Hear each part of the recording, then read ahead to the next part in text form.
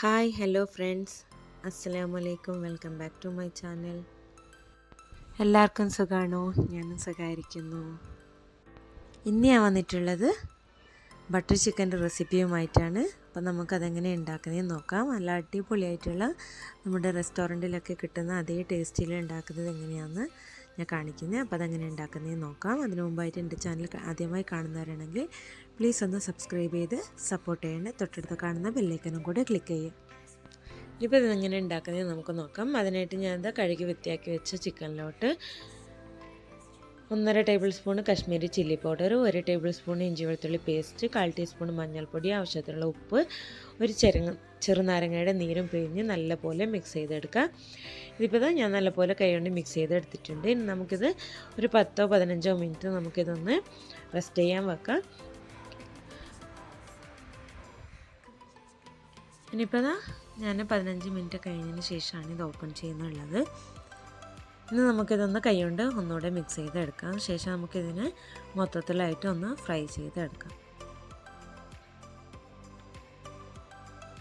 ഇതൊരുപാട് fry ആവേണ്ട ആവശ്യമൊന്നുമില്ല. ഒന്ന് ചെറുതായി ഒന്ന് ഫ്രൈ ചെയ്തെടുത്താൽ മതി കേട്ടോ. നല്ലോണം മൊരിച്ചെടുക്കേണ്ട, ഒന്ന് സോഫ്റ്റായിട്ട് ഫ്രൈ ചെയ്തെടുത്താൽ മതി. നല്ല അടിപൊളി ബട്ടർ ചിക്കൻ്റെ റെസിപ്പിയാണ്. അപ്പോൾ എല്ലാവരും തീർച്ചയായിട്ടും ട്രൈ ചെയ്ത് നോക്കാം. ഇനിയിപ്പോൾ ഇതൊരു സൈഡായിട്ടുണ്ടെങ്കിൽ നമുക്കിത് തിരിച്ചിട്ട് കൊടുത്തിട്ട് ഒന്നും കൂടെ മൊത്തത്തിലായിട്ട് ഫ്രൈ ചെയ്ത് എടുക്കുക. ഇതിപ്പോൾ മൊത്തത്തിലായിട്ട് ഫ്രൈ ആയി വന്നിട്ടുണ്ട്. നമുക്കിതൊന്ന് കോരി മാറ്റി വെക്കാം കേട്ടോ. ഇനിയിപ്പോൾ ഇത് വേറെ പാത്രത്തിലാക്കി വെക്കാം. നമുക്ക് ഇത്രയും മതി.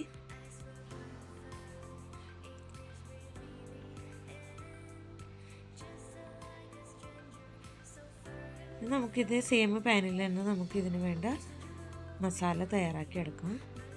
അതിനായിട്ട് ഞാനത് അതേ ഓയിലിട്ട് തന്നെ 1 ടേബിൾ സ്പൂണും ബട്ടർ ഇട്ട് കൊടുത്തിട്ടുണ്ട്.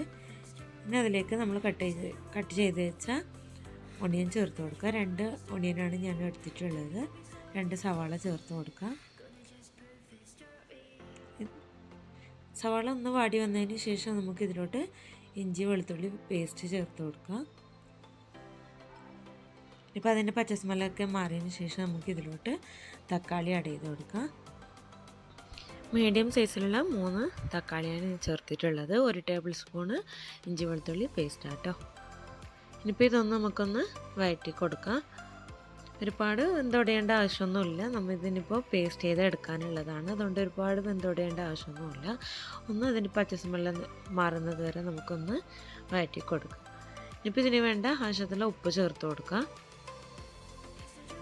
അപ്പോൾ പെട്ടെന്ന് തക്കാളി ഉടഞ്ഞു കിട്ടും കേട്ടോ.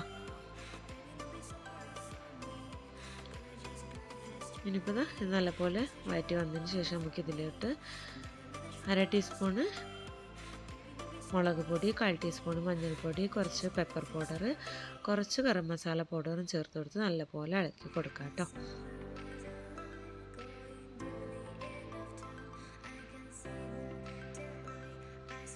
ഇതിപ്പോൾ ഇതിൻ്റെ പച്ച സ്മെല്ലൊക്കെ മാറി വന്നിട്ടുണ്ട്.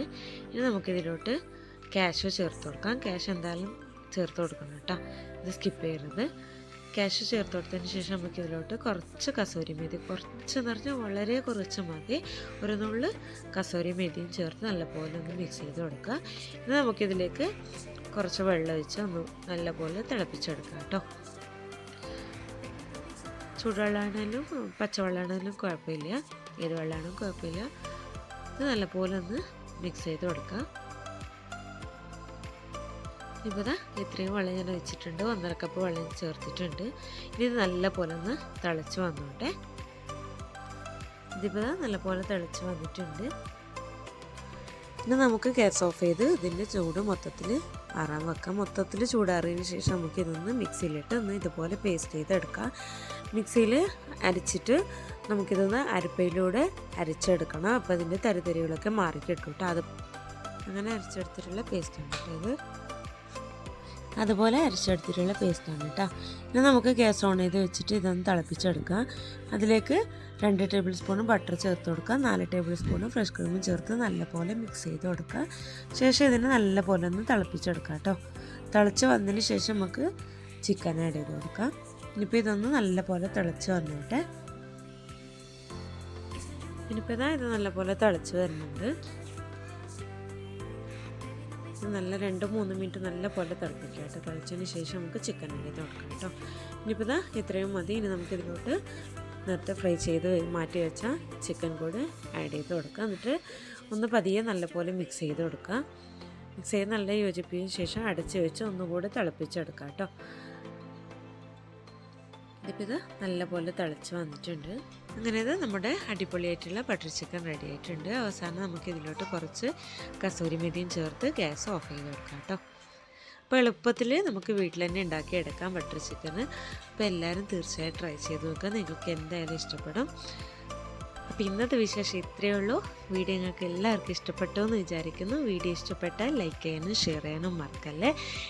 എല്ലാവരും തീർച്ചയായും ട്രൈ ചെയ്ത് നോക്കാം. നല്ല അടിപൊളിയായിട്ടുള്ള ബട്ടർ ചിക്കനാണ്. അപ്പോൾ നിങ്ങൾ ട്രൈ ചെയ്തിട്ടുണ്ടെങ്കിൽ എനിക്ക് തീർച്ചയായിട്ടും ഫീഡ്ബാക്ക് അറിയിക്കാൻ മറക്കല്ലേ കേട്ടോ. നിങ്ങൾക്ക് വീഡിയോ ഇഷ്ടപ്പെട്ടാൽ നിങ്ങളുടെ ഫാമിലി ഫ്രണ്ട്സിനും ഷെയർ ചെയ്യാനും മറക്കല്ലേ. അപ്പോൾ എൻ്റെ ചാനൽ ആദ്യമായി കാണുന്നവരാണെങ്കിൽ പ്ലീസ് ഒന്ന് സബ്സ്ക്രൈബ് ചെയ്ത് സപ്പോർട്ട് ചെയ്യണം. തൊട്ടടുത്ത് കാണുന്ന ബെല്ലൈക്കനും കൂടി ക്ലിക്ക് ചെയ്യുക. അപ്പോൾ ഞാനിടുന്ന പുതുതായി വീഡിയോസിലൊന്നും നിങ്ങൾക്ക് നോട്ടിഫിക്കേഷൻ വരുന്നതായിരിക്കും. അപ്പോൾ മറ്റൊരു സിമ്പിൾ റെസിപ്പിയുമായി അടുത്ത വീഡിയോയിൽ കാണുന്നവരേക്കും എൻ്റെ എല്ലാ കൂട്ടുകാർക്കും ബായ്, അസ്സലാമു അലൈക്കും.